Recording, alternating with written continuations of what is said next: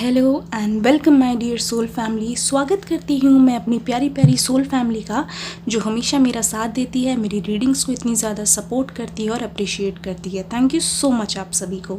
आज की रीडिंग होगी थोड़ी सी अलग, क्योंकि हम देखेंगे इस वक्त आपके पार्टनर आपके बारे में क्या सोच रहे हैं, क्या चल रहा है उनके मन में आपको लेकर। आइए शुरू करते हैं आज की रीडिंग लेके एंजल्स का नाम। प्लीज़ अगर चैनल पे नए आए हैं तो सब्सक्राइब करके बेल आइकन दबाकर ऑल पर क्लिक कर दीजिएगा। आइए शुरू करते हैं आज की रीडिंग। अपने पार्टनर का नाम लेते रहिए। एंजल्स हमें बताइए उनके मन में इस समय क्या चल रहा है। एंजल्स थैंक यू, हमें बताइए इस समय उनके मन में क्या चल रहा है। Thank you. आइए शुरू करते हैं आज की रीडिंग। पहला कार्ड आ गया है हमारे पास एस ऑफ वॉन्ड्स, फिर है द मून का कार्ड, यहाँ पे आ गया है 5 of swords. Oh my god, okay. हमारे पास आ गया है 4 of cups. Then we have, आपके लिए बहुत खुशी वाला कार्ड है, देखते रहिएगा। Then we have 8 of wands, queen of wands. ठीक है, ये मेरे व्यूअर्स के लिए फॉर श्योर मैं क्लियरली देख पा रही हूँ। यहाँ पे है swords, then we have again swords. देखिए, अभी अगर हम करेंटली इस सिचुएशन में देखें, सबसे पहले मैं आपके पार्टनर की फीलिंग्स बताना चाहूँगी। एक चीज़ मैं देख रही हूँ, ये बात तो बिल्कुल क्लियर है कि आप दोनों नो कम्युनिकेशन में हैं। आप दोनों के बीच में जो बातचीत है बिल्कुल पूरी तरीके से बंद है।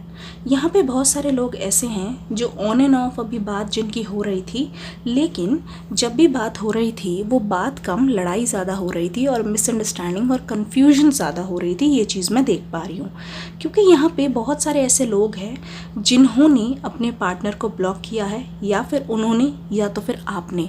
तो आपने हाल फिलहाल में ऐसा हो सकता है कि उनको अनब्लॉक किया हो, या फिर उन्होंने आपको अनब्लॉक किया हो, थोड़ी सी बात हुई हो और फिर ब्लॉक कर दिया हो।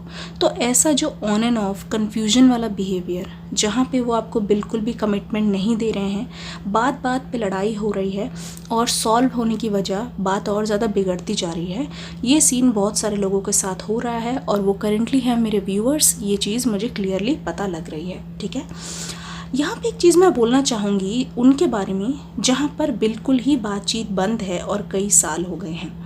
अगर यहाँ पे देखा जाए तो इस रिलेशनशिप के ख़त्म होते ही आप दोनों को ऐसा लगा था कि अब शायद अब हमारी कभी भी बात नहीं होगी, क्योंकि रिश्ता जब ख़त्म हुआ था तब ही ऐसा प्रतीत हो रहा था कि ये तो होना ही नहीं था। सडनली आपके पर्सन इतना ज़्यादा कैसे बदल गए, और ऐसे बदल गए जैसे कि वो कभी आपके साथ थे ही नहीं। अपने दोस्तों के साथ या फिर अपने ग्रुप के साथ वो ऐसे बिहेव करने लग गए जैसे कि वो ही उनके सब कुछ है, और आपके साथ तो उनका कभी कुछ था ही नहीं और आप उनके नंबर 1 दुश्मन थे।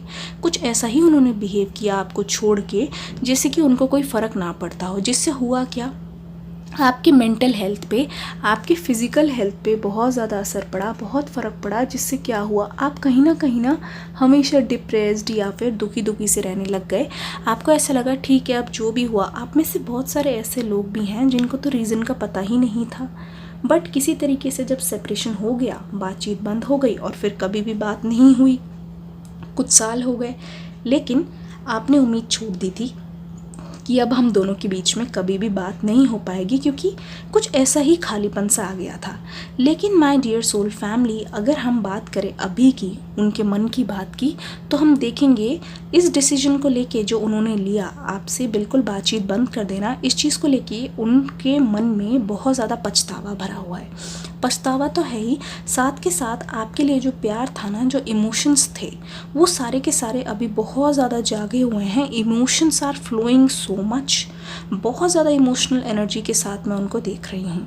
ये पर्सन कुछ इस तरीके से अपनी गोल से डिस्ट्रैक्ट हुए पड़े हैं कि जैसे ही उनको कोई कुछ ऑफ़र करता है, चाहे मनी हो, चाहे लव हो, या कहीं जाना हो, किसी से बात करनी हो, तो ये पर्सन बिल्कुल भी मुझे इंटरेस्टेड नहीं लग रहे हैं, क्योंकि वो ना कुछ खोए खोए से मुझे लग रहे हैं। जो भी प्याला उनकी तरफ बढ़ाता है उनको डिसअपॉइंटमेंट मिलती है।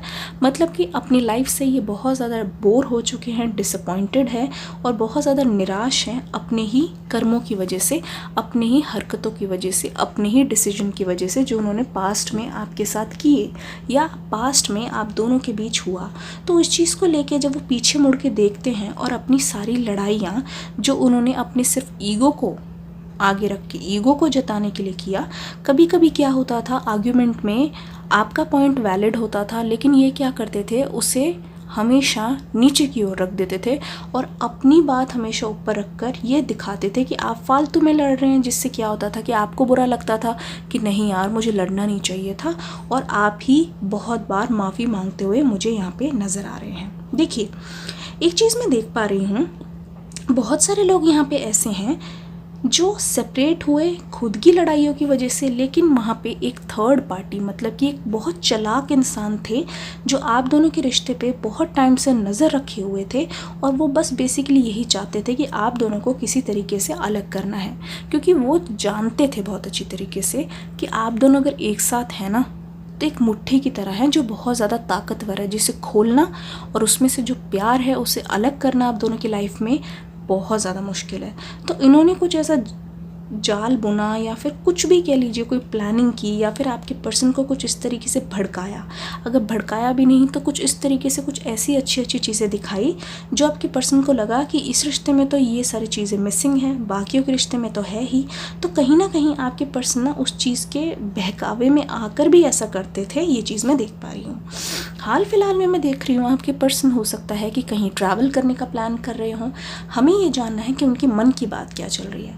उनके मन की बात ये चल रही है करंटली अपनी लाइफ से बिल्कुल फ्रस्ट्रेटेड से हैं, उदासी छाई रहती है, हमेशा बस पिछला याद करते रहते हैं, उसे याद करके अपने आप को कोसते रहते हैं और अपने पास डिसीजन पे हमेशा पछतावा इनको होता रहता है। तो इसीलिए ये सोच रहे हैं कि बस कभी कभी मन करता है सब छोड़ छाड़ के भाग जाऊं, क्योंकि भागने का भी मन इसलिए नहीं करता जब पीछे मुड़ के देखूं तो सिर्फ और सिर्फ तुम्हारा चेहरा याद आता है, मतलब कि आपका चेहरा, कि मेरे पीछे जो है मेरा जीवन साथी जिनको मैंने माना था, जिनको मैंने सपना दिखाया था, वो रह गए हैं, जिसके बिना मैं आज भी बहुत ज़्यादा अधूरा या अधूरी महसूस करती हूँ। रीडिंग जो है प्लीज़ जेंडरलेस है, जैसे रेजोनेट करे वैसे लीजिएगा।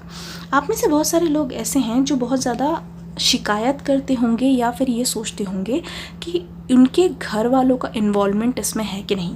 तो मैं यहाँ पे देख पा रही हूँ, डेफिनेटली मुझे ऐसा लगता है कि उनके घर वाले भी इसमें कोई ना कोई तो शामिल है, क्योंकि अगर मैं ध्यान से देखूँ तो यहाँ पे है क्वीन ऑफ वॉन्ड्स। यहाँ पे हो सकता है कि कोई घर की ऐसी लेडी है, कोई विमेन है जो यहाँ पे शामिल ज़रूर है, जिसके कहने पे या जिनके ऑर्डर्स पे ये घर उनका चलता है और सारे डिसीजन लिए जाते हैं। कोई भी हो सकता है, कोई रिलेटिव्स में, या फिर हो सकता है उनकी कोई फीमेल फ्रेंड हो जो बहुत सारे डिसीजंस लेती है उनकी लाइफ में, या फिर उनसे ये खुद ही डिस्कस करते हैं या करती हैं, कुछ भी हो सकता है। ऐसा है तो प्लीज़ कमेंट सेक्शन में ज़रूर बताइएगा, ठीक है। अब हम थोड़े और कार्ड्स देख लेते हैं। ओके, हमारे पास है सबसे पहला कार्ड जो है सीक।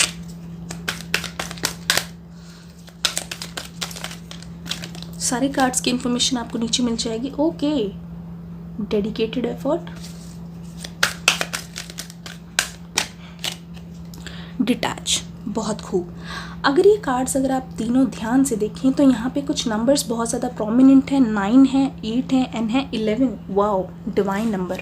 हमारे पास इतना डिवाइन नंबर आ गया है जो हमें ये बताता है सबसे पहले तो आप डिटैच हो जाइए उनसे।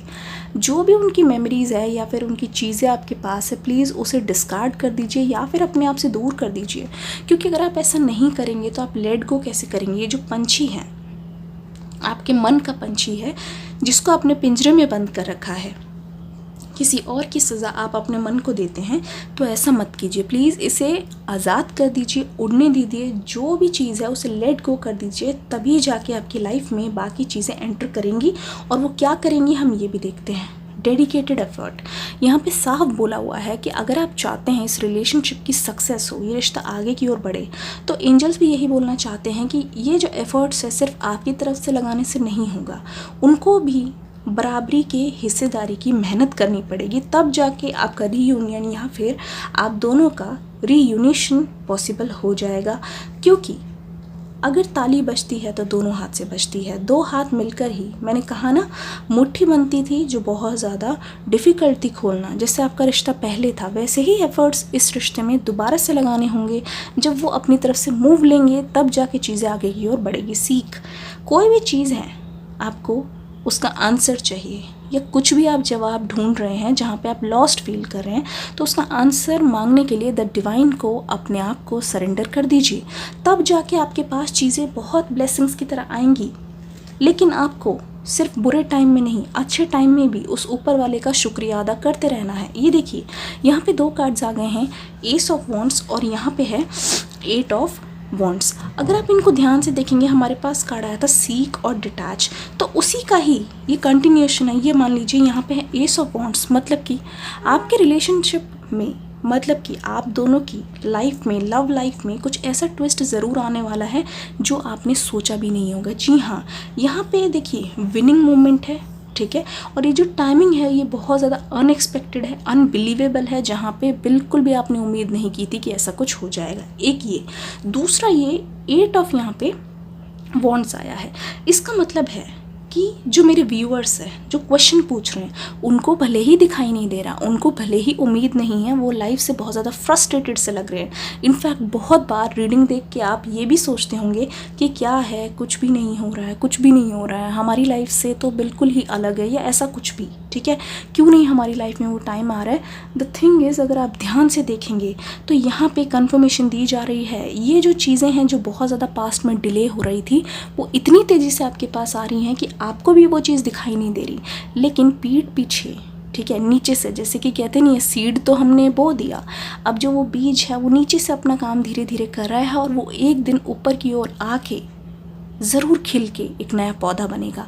तो यही है, चीज़ें आपकी तरफ बहुत तेज़ी से आ रही हैं। एक कम्युनिकेशन ज़रूर होने वाला है आपके पार्टनर की तरफ से, जो मैं क्लियरली देख पा रही हूँ। Clearly communication is coming to you, और बहुत जल्दी कोई भी मैसेज या फिर कोई भी कॉल, या फिर मुझे ज़्यादातर लग रहा है मीटिंग होने वाली है आप दोनों के बीच में, जो आपने बिल्कुल भी एक्सपेक्ट नहीं की थी। लेकिन उससे पहले आपको सबसे पहले क्या करना है, अपने आप को डिटैच करना है, जो आपके लिए बहुत ज़्यादा ज़रूरी है। क्योंकि अगर आप अपने आप को डिटैच कर देंगे तो चीज़ें आपके पास बहुत ज़्यादा तेज़ी से आएंगी। अपने आप को फ्री कर दीजिए, उस मन के पंछी को जकड़िए मत, वो भी किसी और की वजह से। आशा करती हूँ ये रीडिंग करंट फीलिंग्स की आपको पसंद आएगी। कल एक बहुत ही ब्रांड न्यू टॉपिक पर रीडिंग आने वाली है, तो स्टे ट्यून्ड। आशा करती हूँ आप वीडियो को लाइक करके, कमेंट करके ज़रूर जाएंगे। Till then take care and love you all.